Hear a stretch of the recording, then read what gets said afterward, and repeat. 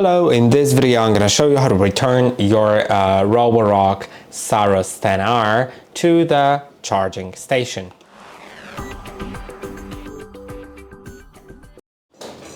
In order to do it, first I'll take the robot out so we can actually do it. I'll pause it so it doesn't go anywhere for now.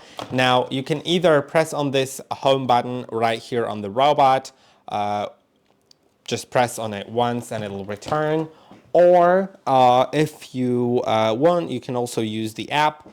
To do that, simply go to the app, select dock, returning to dock, and it'll start moving around, seeing where the docking station is, and it'll get into that station. So let's give it a moment.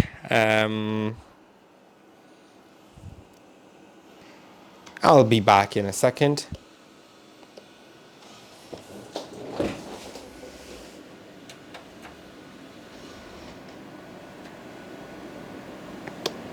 And now it's there. So I hope that this video was helpful. Don't forget to like, subscribe, and I'll see you in the next one.